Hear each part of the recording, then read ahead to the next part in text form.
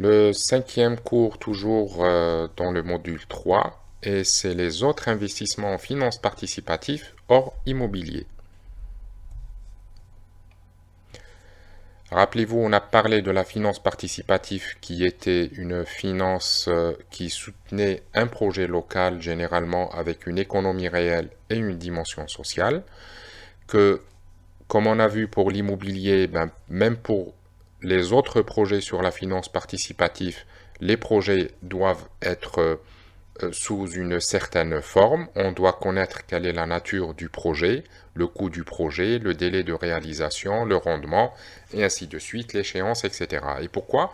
Parce que la nature du projet va nous permettre de comprendre s'il est conforme à notre vision infinie, les investisseurs en finance islamique, et le coût du projet, les délais de réalisation et le rendement, c'est nous en tant qu'investisseurs. Est-ce que c'est intéressant pour nous d'y aller dans un projet pareil ou pas?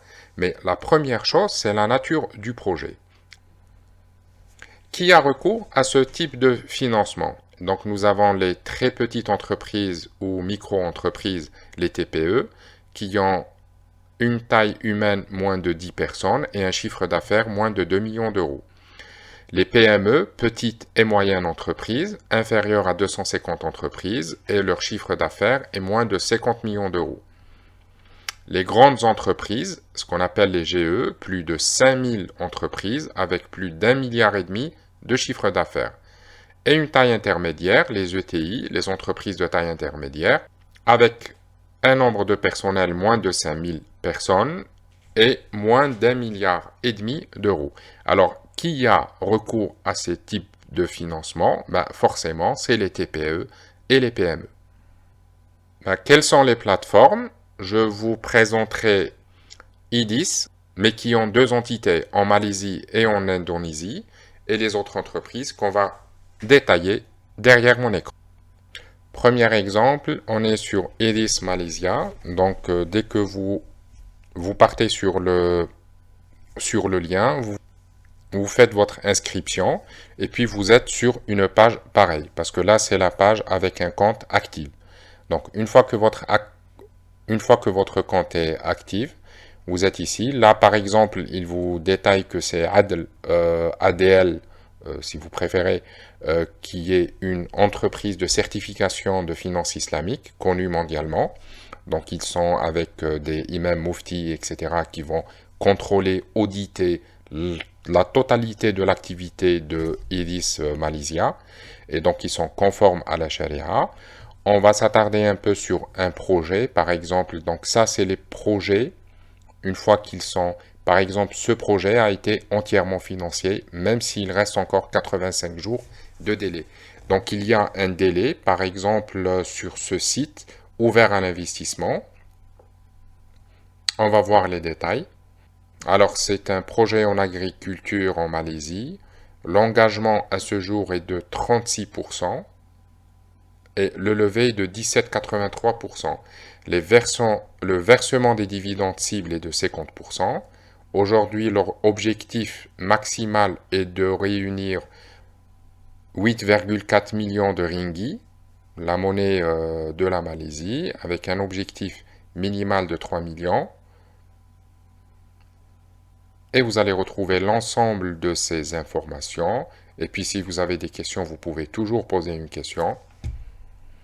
Là, vous inscrivez le montant à investir, 500 euros par exemple, et puis vous investissez. C'est aussi simplement que ça. Bien sûr, je ne vais pas encore revenir sur le money management. Il faut inscrire votre money management avant tout passage d'investissement. Alors, à propos de cette entreprise, apparemment, ils font la culture du myrte citronné. Je ne sais pas c'est quoi, ça doit être une plante aromatique. Voilà. Et là, vous avez il y a même une vidéo, vous pouvez voir. Et tout dépend du jour de votre visionnage. C'est possible que cette ouverture d'investissement soit complètement fermée. Mais c'est pour vous présenter comment IDIS travaille, comment ils vont vous expliquer au maximum les informations, toutes les informations de la culture, quelles sont les perspectives de cette entreprise, comment ils vont réaliser les bénéfices, quelles sont les prévisions jusqu'à 2025.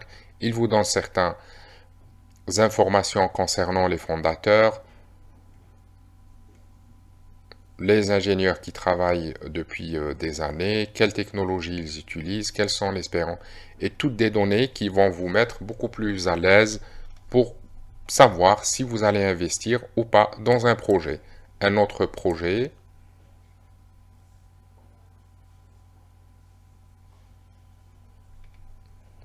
ou plutôt nous allons voir un projet déjà clôturé.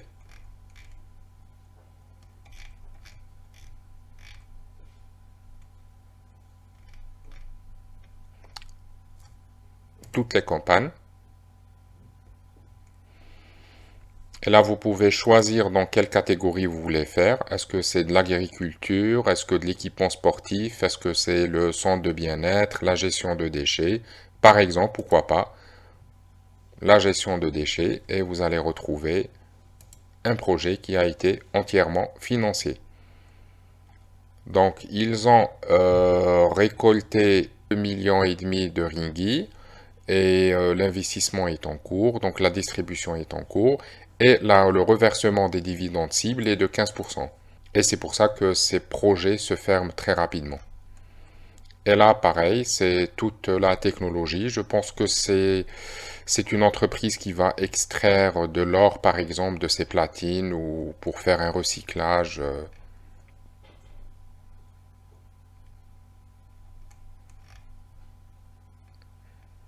Et pareil, le fondateur, toutes les histoires, etc. Donc ça a été fait. Et puis,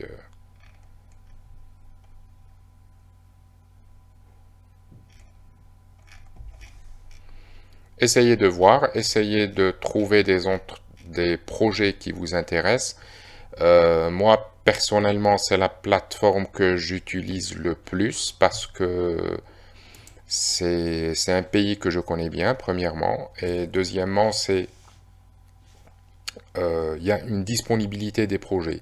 C'est parmi les leaders en finance islamique, finance participative sur le fondement de la finance islamique. C'est parmi les leaders mondiaux. Il faut savoir que si vous souhaitez aussi investir en Indonésie, ben vous devez réouvrir un autre compte. Ils sont complètement séparés. C'est la même plateforme de gestion, mais comme la réglementation est autre au niveau de l'Indonésie, donc il y a une obligation d'ouvrir un compte autre au niveau de l'Indonésie.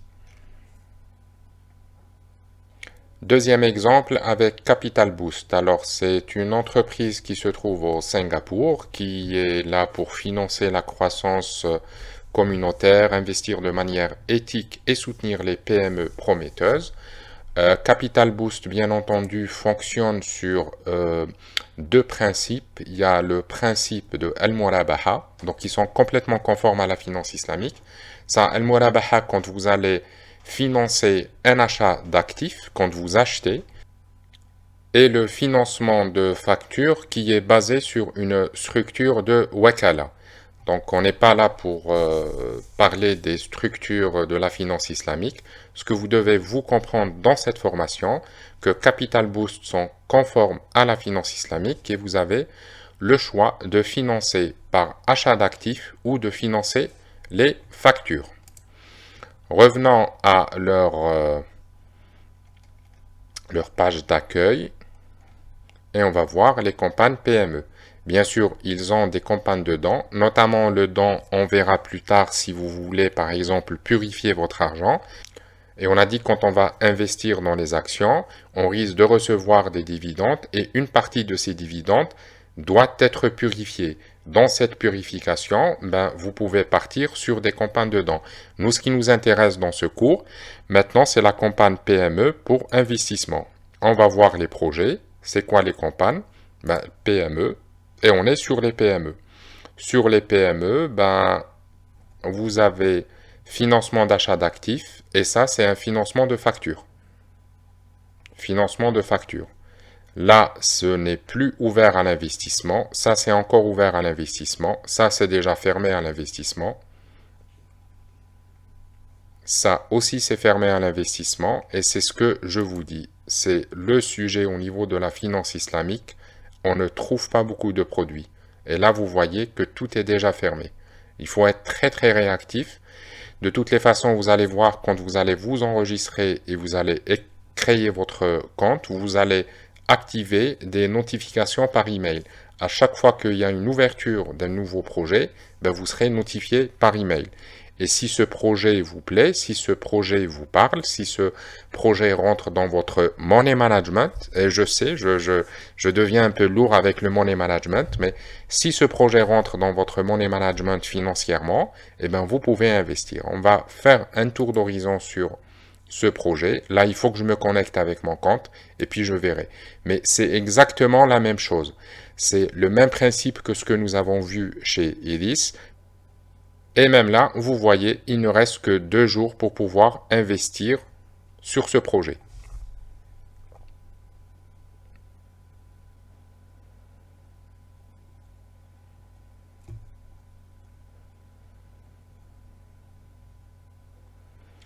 Et on se retrouve avec le troisième exemple avec cette plateforme Blossom.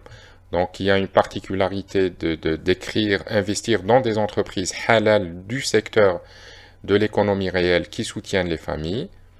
Et vous allez retrouver que vous allez voir les projets qui sont en cours. Là aussi, donc, vous devez vous connecter.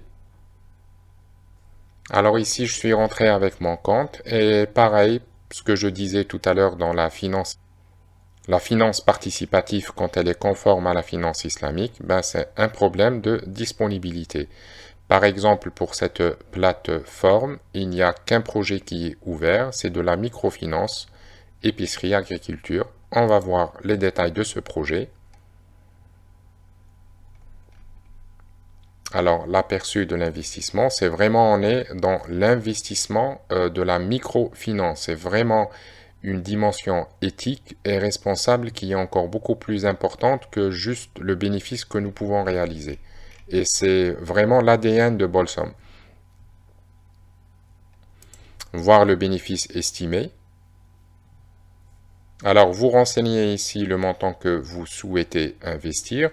Et encore une fois, le montant que vous devez investir, n'oubliez pas la dimension sociale, la dimension éthique dans ce type de projet quand on est en microfinance.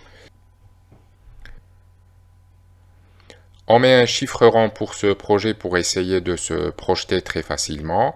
Un investissement de 1000 euros, vous renseignez ici, donc vous avez investi 1000 euros, ou vous comptez investir en 1000 euros, les 1000 euros sur une durée de 12 mois, un profit de 120 euros, mais c'est un profit brut, on verra un peu plus tard, donc à peu près 12%.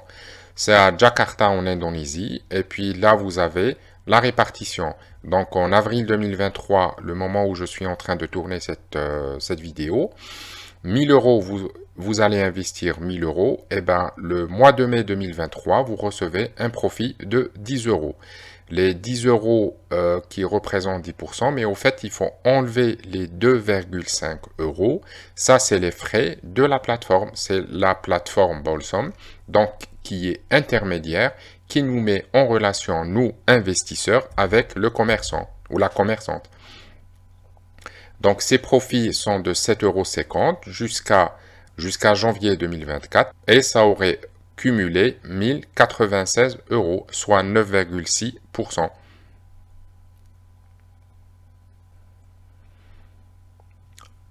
Gardez en tête la dimension aussi sociale de ce projet parce que vous êtes sur un projet d'une économie réelle. Vous soutenez vraiment des gens qui veulent accéder à un financement éthique qui est conforme à leur religion. Ils sont dans le même cas que nous, mais nous cherchons à investir dans des projets conformes infini. Et bien eux, ils cherchent des investisseurs qui sont conformes à infini. Ils n'ont pas eu recours à la banque classique. Retour en Angleterre et on est sur une plateforme de finance participative complètement conforme à la finance islamique. Ben, eux, ils écrivent conformité à l'éthique et à la charia. Vous pouvez apprendre plus et vous allez voir c'est comment la charia board fonctionne, qui sont les entreprises, comment ils passent le contrôle à la conformité à la charia, et ainsi de suite. Commencez à investir, et le problème de la finance participative quand elle est vue par la finance islamique, eh ben voilà, on ne trouve pas de produits. Offre fermée, offre fermée, offre fermée. Néanmoins, ben, vous voyez que ces projets, donc ils ont une rentabilité de presque 13% par an pour ce projet. C'est un projet de réalisation apparemment d'une crèche garde-enfants. Un autre projet apparemment dans le milieu de la construction au niveau de Londres, avec une projection de rentabilité presque de 11% sur une durée de 36 mois. Pareil, 11% sur 36 mois. Et le problème, c'est que la plupart du temps, les offres sont fermées parce que les financements, eh ben, ça part très très rapidement, surtout en Angleterre, où la communauté musulmane est très très active et qui boycotte pratiquement complètement le système bancaire classique. Et dernière plateforme, on retrouve Beehive à Dubaï. Il faut savoir que ce n'est pas une plateforme complètement compliance conforme à la finance islamique. Ce que vous devez faire, ben, si ça part en anglais, vous pouvez toujours, si vous êtes sur Chrome, traduire en français pour rester en français. Partez sur la partie investisseurs et au niveau des investisseurs, ben, vous partez à la fin. Ben, ils ont investissement conforme à la finance islamique. Au fait, ils ont des produits qui sont conformes à la finance islamique et d'autres produits qui ne le sont pas. Donc vous, si vous voulez investir à Dubaï dans les micro-entreprises et dans les PME, et si vous voulez passer par cette plateforme, gardez en tête que ce n'est pas l'ensemble de la plateforme qui est conforme à la finance islamique, mais vous devez choisir la finance islamique dans cette plateforme. Ils font une sélection de certains produits qui sont conformes à la finance islamique.